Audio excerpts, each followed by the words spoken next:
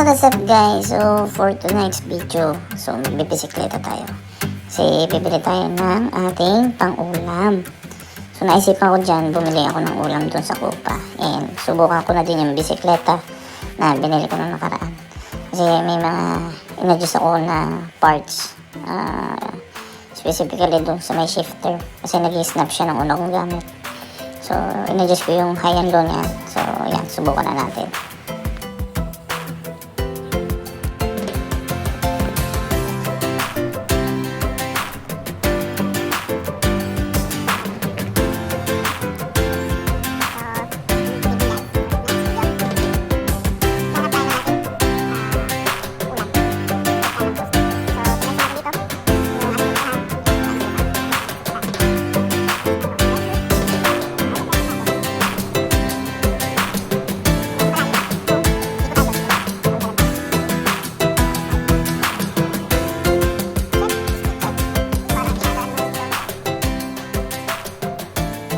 Ito na to, nag-stop ulit tayo kasi napansin ko yung binili natin speed meter hindi nagbabasa. So chinek natin kung ano ba.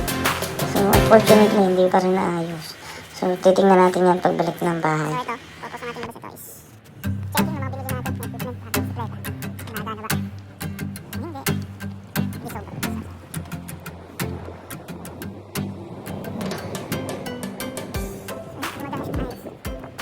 So yan, dito sa part na to, tinetest na natin na maigi. Medyo pinabibilis natin ng konti yung takbo para matest natin kung hindi na ba nag-snap yung ating shifter. So far naman, okay naman siya dito. So mga panahon yan. So medyo nag-break lang ko dyan kasi may bata sa unahan. Ayan, oh, kabail-wail pa. So ayan, dire-diretso lang tayo.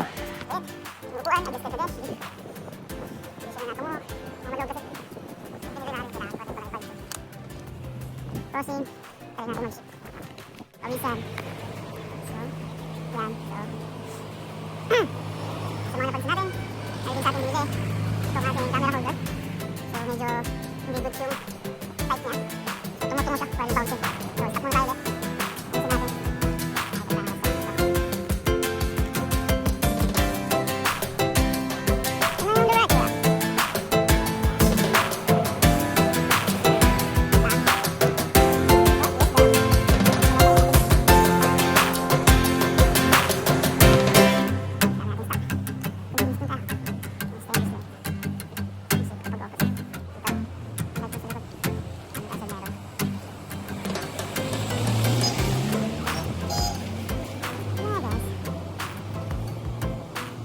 Almost there.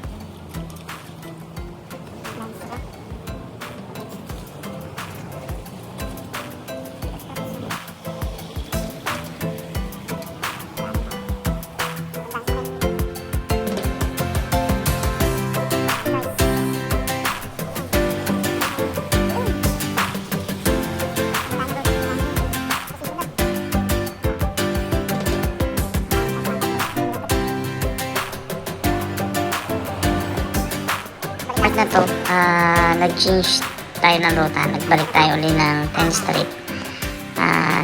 Gawa medyo traffic din sa may 9th Street kanina. So ayan, pagdating natin sa kanto, syempre tamang tigil lang muna, pakiramdaman ang ayos ng daan. So dito kasi mabilis yung mga nadaan eh. So tamang timing lang tayo dyan. So pag labas naman natin ng 10th Street, nakita natin traffic na naman, naka-stoplight. So, mahirap na mas may bakante naman dito sa isang kanto. So, balik ulit ako sa 9th Street. And then, hinahanap ko na lang kung saan ako kakaliwa. So, dito, may nakita kong maliit na parang walang semento. So, tinry din natin mag-off-road dyan ng konti. Kahit pa paano. Tapos may ilang mga bakong-bakong daan. So, ayan, buhangin yan. So, ayan. Talaga mayugyog. So, ayan. Bati muna tayo kay my friend. So, ayan. Dito ko ng pagkanto na para ang mapa ko ay hindi nasunod o mali lang ako ng pagtatingin. So, yan. Nakapagigil tayo dyan. Napaisip.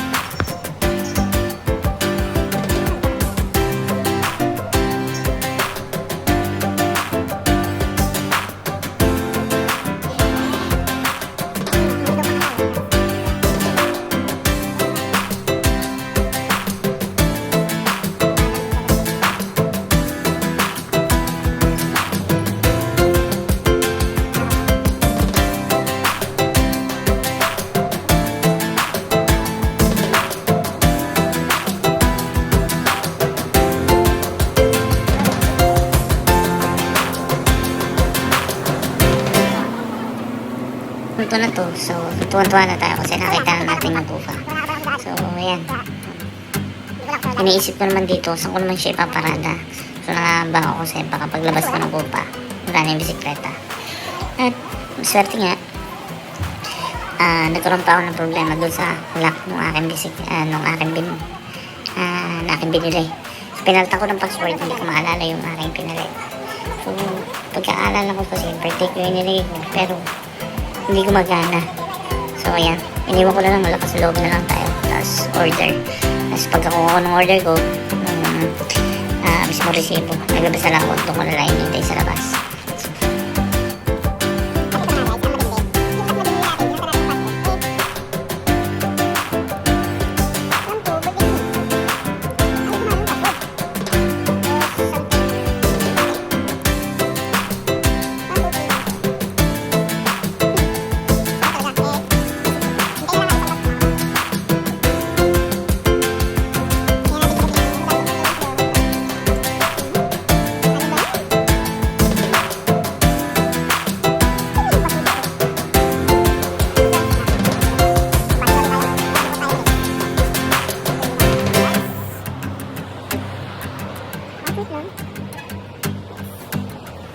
Unfortunately, we have to configure our low.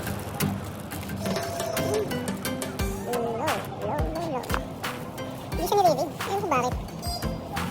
Ano naman? Right position na siya. Huwag bang paling or something.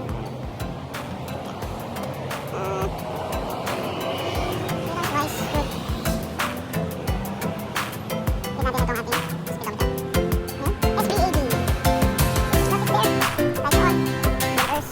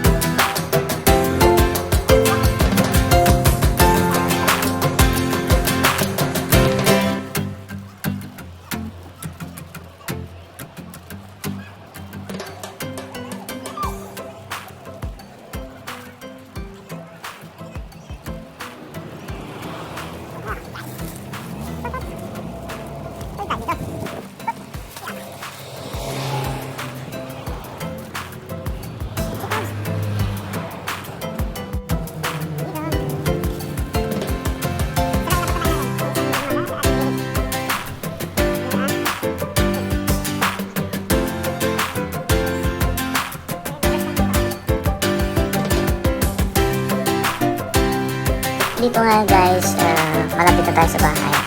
So, ayan, dito na tayo. So, ayan, ang struggle lang natin dito is yung pag-akyat ng ating bisikleta doon sa ating kwarto.